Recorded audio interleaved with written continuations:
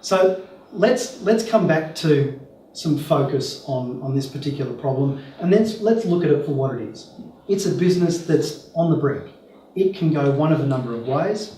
For those of you that are old enough to remember Choose Your Own Adventure novels, this is one. This is, the decision that they make next will be part of determining the outcome of where this story ends.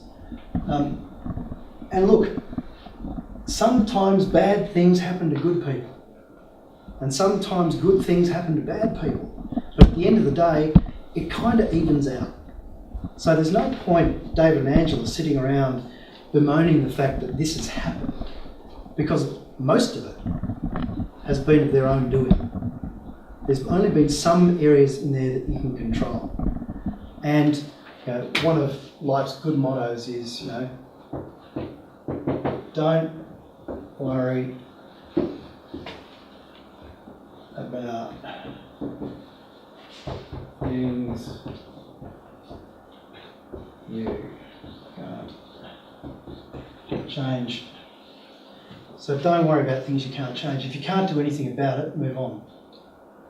A lot of people spend time worrying about things that are entirely out of their control.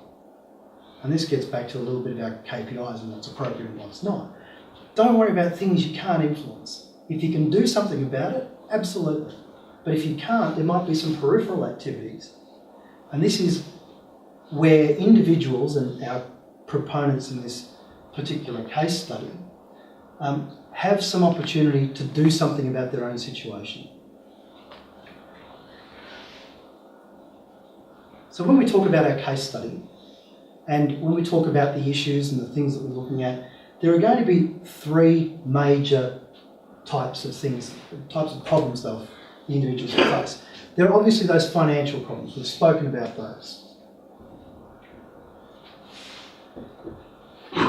There are those operational problems within the business. And then around the side of that, there's all of these behavioural, and this is sort of elementary psychology from an insolvency practitioner's point of view. Me trying to be something I'm not again. But I think what you'll see from looking at the case study is you'll be able to categorise each one of the problems, or potential problems, or issues, call them what you will, into one of those three categories.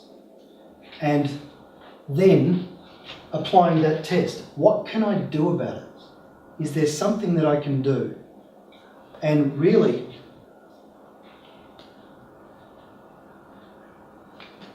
done that already.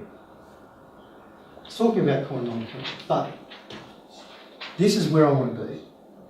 It's once you work out what your issues are and what are the things that are financial, operational and behavioural, you need to start asking questions.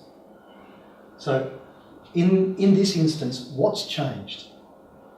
Well, we know that the relationship with the main contractor has potentially changed in Germany, number one. Number two, the relationship with the clients may have changed, but there's some information that needs to happen there, to be provided there. What else has changed? Well, this EventMate thing has changed.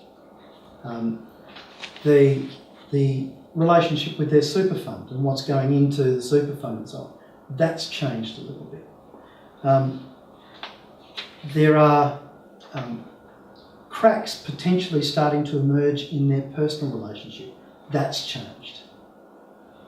So if you work out the things out of that you can do something about, what takes care of itself? So do the cracks in the relationship heal because we don't do EventMate anymore, and because Angela is now at home and not on the Gold Coast having a bang up time with a company credit card?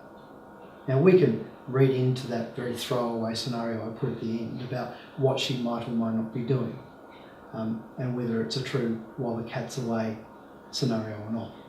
Maybe I'm doing Angela a severe disservice and she's working diligently for the company and building this new thing. But the bright lights of the Gold Coast bring many temptations, so I'll just leave it at that. But as part of this and asking what's changed, you actually need to do the Don Rumsfeld analysis with things. Does everybody know what I'm talking about there? Yeah. Who knows what I'm talking about? Yeah? What is it?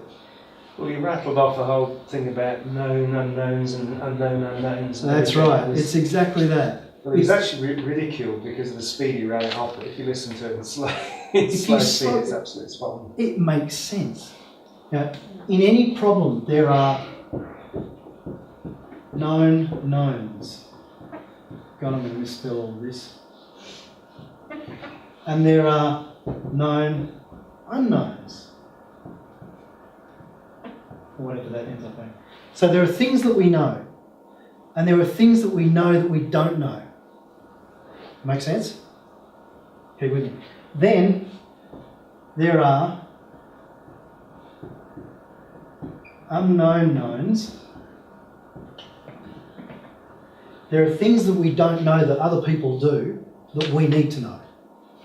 And then the last and perhaps most confusing one of Don's iterations on this was the unknown unknowns.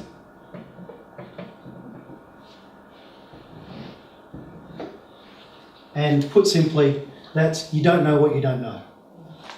Now, you run that off at speed, and if you Google the YouTube of it, it's hilarious. But the point's well made, is that it's these things. What do you not know that you need to know? And that somebody else knows that can give you the help that you need. And then what do you not know and that nobody else that you know seems to know anything about? So what do you need to research? What are the things that you need to know about that you don't? This is great. This is where 90%, actually it's more than that, it's 93% of businesses operate in that environment. And they do quite well because they know what they know and they know what they don't know, so they get help for these things. It's this, where only 7% of businesses truly take off because they're not aware. They shift this to here. This one has to move up to there or into here. So what somebody else knows that you don't, and that you don't know that they know that. So it's about research and information, and this is the critical one. The unknown unknowns. So that's the Rumsfeld analysis. And in the same way that people will present you, if they're doing any sort of fancy technical management accounting, with something that looks like this, and it will have strengths and weaknesses and opportunities and threats. That needs to be overlaid with a little bit of this. So people will sit down and say, well, this is where the business is great, and this is where it's got some failings, and this is where there's some really good things that we could be doing, and here's some things that are going to affect us if we don't take some action. That needs to be tempered with that analysis. If you're taking the time to apply the Rumsfeld analysis, should it be something you do with somebody, with a third party, because it's hard to identify unknown unknowns? Absolutely it is. Yeah, and that's Aristotle Onassis did some analysis on this. And he said, look, if he ever went bankrupt, he would buy the most expensive suit he could afford. He would go to the most expensive bar he could afford. And he would hang around with the most successful people he could find. Because they know stuff that he didn't know. And by hanging around them, by osmosis, you learn these things. So, and that's pretty extreme, but it makes sense. Surround yourself with people who know more than you. It doesn't have to be about what you're doing, but surround yourself with people who know more than you. I've got people that I work for and with who know more than me about a whole bunch of things. I know nothing about growing dahlias, but they do. I know nothing about how to invest in the stock market, but they do. So if I need to know about that, I can talk to them. And not only does it make you a more well-rounded person, but it gives you access to information. And today, and through this presentation, and through the various deliveries that you'll have of this over the coming weeks, information is so, so important. We feed off it, it's everywhere, but people don't capture it and they don't pay enough attention to it.